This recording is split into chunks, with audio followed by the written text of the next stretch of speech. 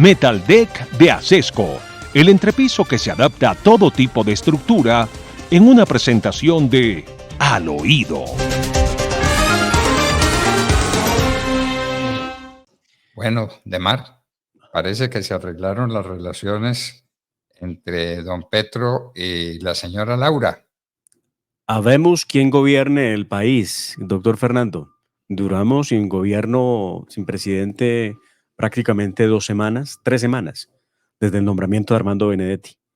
Ya se arreglaron las relaciones entre el presidente Gustavo Petro y Laura Sarabia, quien es definitivamente el cerebro del presidente Gustavo Petro y que lo acompaña a todos los viajes, muy por encima de las veces que la primera dama ha acompañado al presidente Gustavo Petro. Ahí está Laura Sarabia en Múnich, Alemania, en la conferencia sobre seguridad.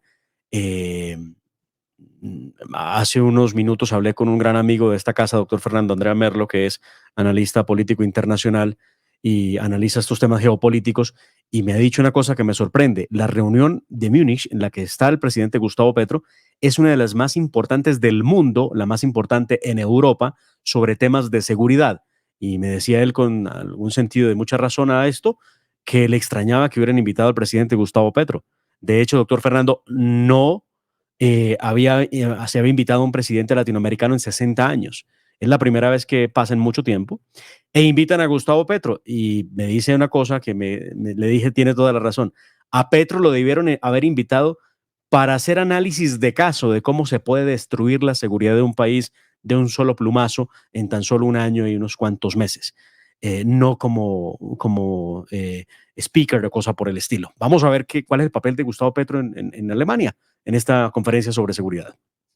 Bueno, Demar, pasemos a otros temas que los tenemos muchos. Álvaro Leiva, el ministro de Relaciones Exteriores, no se presentó ante la Procuraduría. ¿Eso qué es? Uno se presenta ante la Procuraduría cuando quiera o cuando la Procuraduría lo cita. ¿Cómo es? Cuando la Procuraduría lo cita, es lo lógico, ¿no? Pero no, en el caso de Álvaro Leiva es totalmente diferente. La defensa de Leiva recusó al procurador del caso y eso obligó a que el funcionario suspendiera la audiencia para estudiar el recurso pues, de recusación en contra del procurador. El delegado de la Procuraduría dijo que se iba a tomar pues, 1 hora para examinar la recusación, por lo que la audiencia se aplazó por 1 hora hasta las 11:30 de la mañana de ayer. Pero todo esto tiene que ver, doctor Fernando, con la idea ahora que crece de una enemistad grave con el ministro en el sentido en que hace parte del gobierno. Entonces, como hay una enemistad grave entre el gobierno y la Procuraduría, pues más o menos no habría forma de disciplinar al señor Álvaro Leiva. ¿Ah? No, esa enemistad grave existe entre todos los jueces penales y los delincuentes. Los delincuentes pueden recusar a todos los jueces diciendo, no, pues es que son mis enemigos. No ve que me sancionan y que me meten a la cárcel y que acaban con mi vida, son mis enemigos. Entonces todos los jueces penales debieran quedar recusados con la lógica del señor Leiva. Era lo que faltaba. El caso es que después de un tiempo el procurador le dijo a la defensa que pues, esto era una cosa absurda, que no se podía tildar al funcionario a través de ese recurso como si fuera un activista político, que no lo era, y por lo mismo negó la recusación. Ahora, vamos a ver cuándo hay nueva diligencia contra Álvaro Leiva y vamos a ver si se presenta o si también envía solamente a su abogado. Bueno, Demar, les prometimos que haríamos mención de la reacción que tuvo la directora del DANE cuando se le preguntó por la caída estrepitosa, dramática, terrible del PIB nacional. ¿Qué fue lo que contestó? ¿Lo Aquí tenemos está por ahí? la directora del DANE en una entrevista que le hacen en Blue Radio. Escuchémosla. Pero ¿por qué si crecimos el 7% o más del 7% en el 2022, en el 2023 bajamos tan estrepitosamente al 0.6%? Porque nada dura para siempre, porque tuvimos un periodo de recuperación con una expansión muy... ¿Cómo le parece? Nada dura para siempre.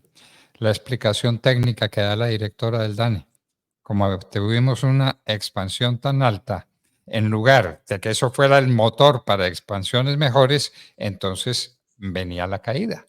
No, directora del DANE, vino la caída porque no tenemos gobierno, porque tenemos un hombre frenético que persigue a todo el mundo, que golpea a todo el mundo, que le está quitando confianza al sector productivo.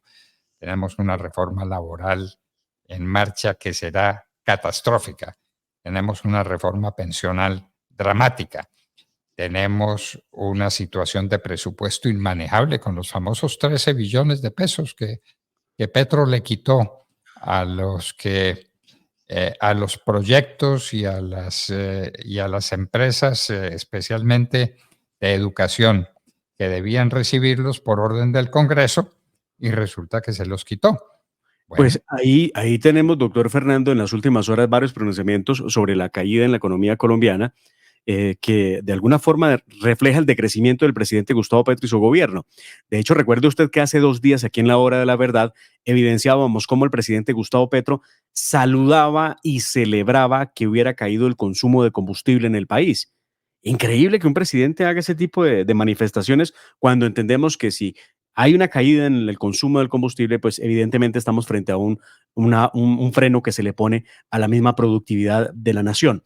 Pero respecto de los 13 billones de pesos, doctor Fernando, ya ayer el Ministerio de Hacienda expidió el decreto de hierro que le permite superar los errores en la reglamentación del presupuesto del 2024 en materia de financiación de los proyectos importantes de infraestructura en el país, o sea, de los 13 billones de pesos. Dicho de otra manera, lo que hizo el ministerio ayer fue tratar de limpiar la embarradita que hizo el presidente economista, porque pues se llevó de calle lo que había decidido el Congreso de la República. Ahora, que esto vaya a funcionar y que esto restablezca el presupuesto, no lo sabemos. pero es otro decreto del presidente.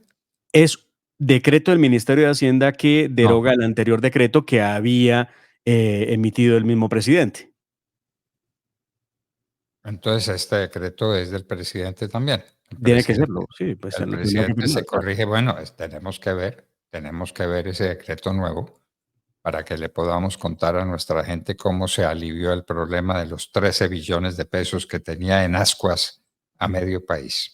En el Así de artículo 92, el detalle del gasto para la vigencia fiscal del 2024 de las secciones y programas de algunas secciones que se señalan a continuación está contenido en el anexo del presente decreto de conformidad con lo establecido en el artículo 67 del Estatuto del Presupuesto.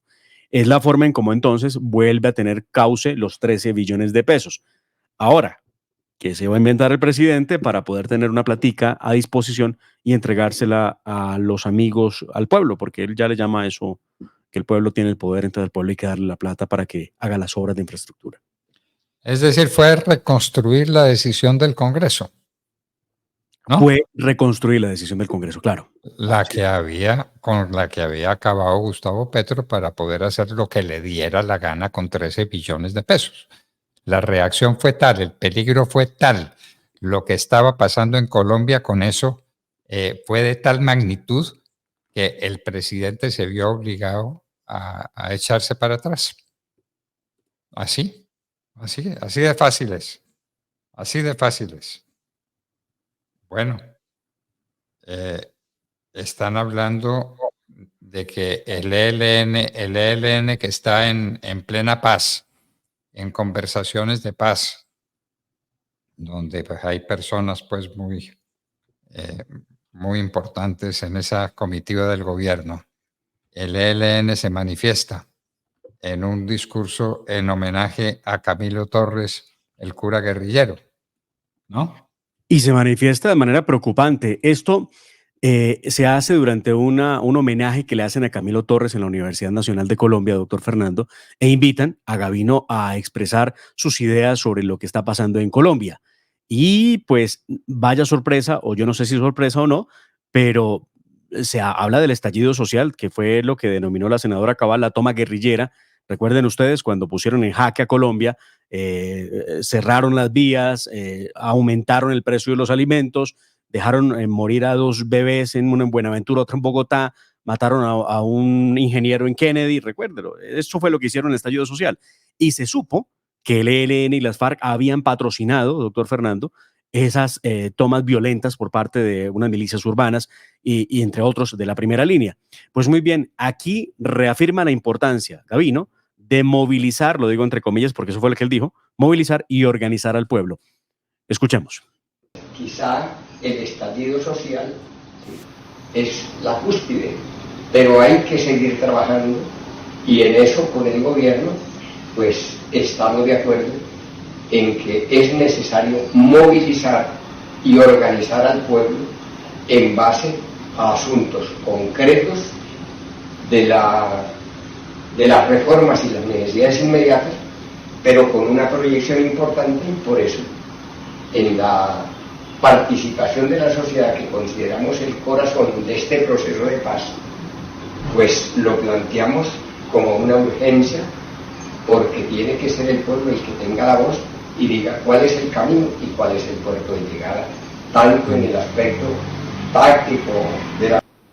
Bueno, Esto de proponer, doctor Fernando, esta situación que plantea Gavino, que es la que plantea el gobierno Petro, es tremendamente peligroso porque es volver a lo mismo, ¿no?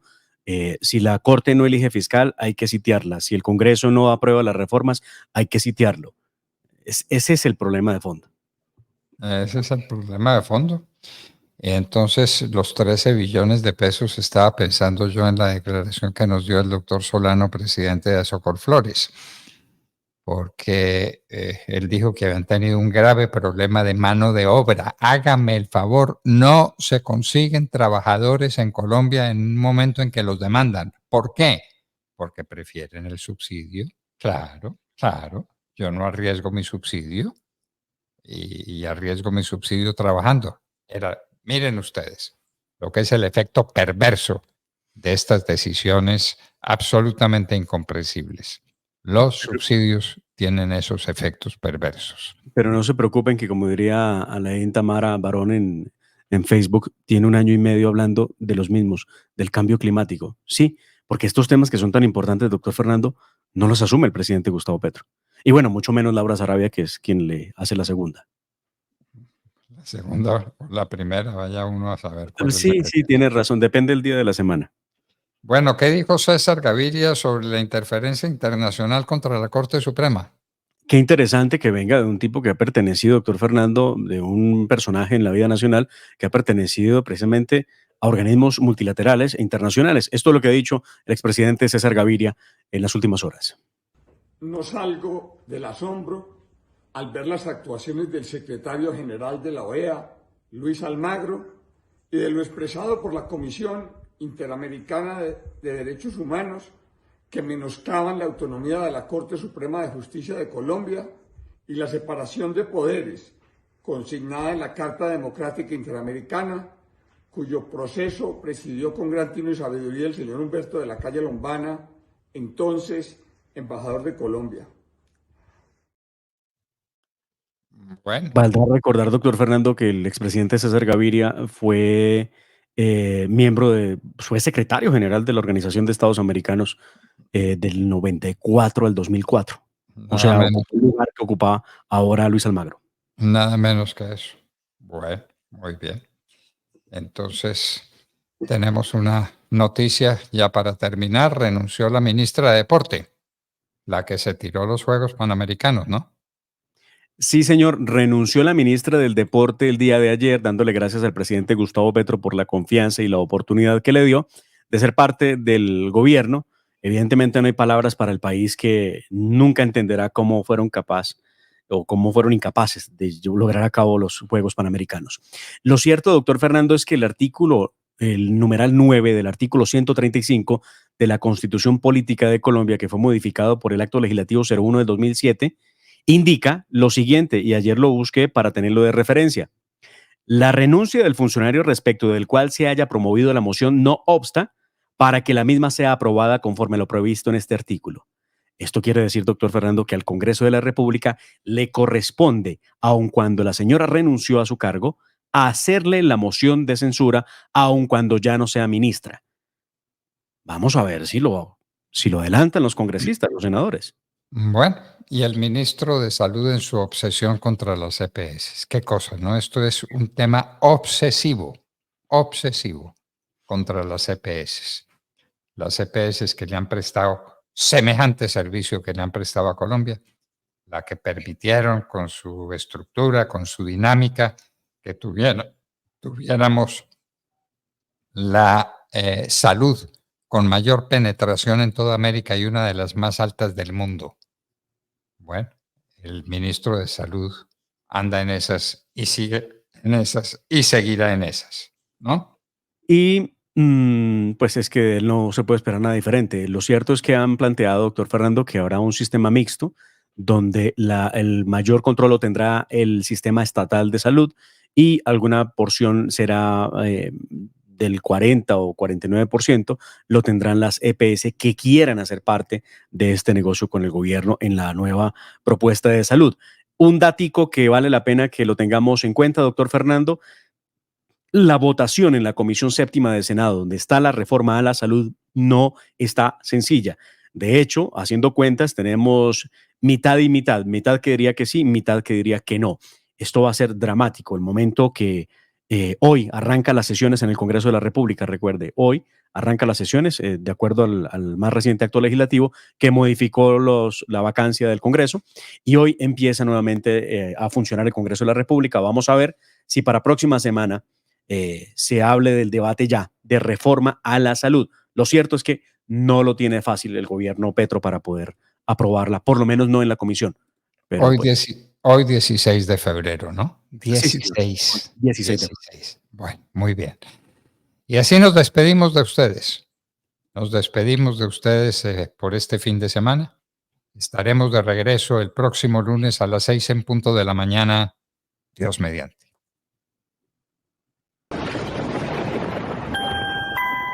La familia Ramírez duerme tranquila porque su techo está bien hecho. Bien hecho como las cubiertas Asesco. Por su doble capa protectora, son ultra resistentes a la corrosión y al paso del tiempo. Para que tu techo quede bien hecho, exige calidad Asesco. www.lahoradelaverdad.com.co. Escúchenos desde cualquier parte del mundo a través de nuestra página de internet. Opinión, deportes, cultura y entrevistas. Visítenos y participe. www.lahoradelaverdad.com.co. Pase la voz.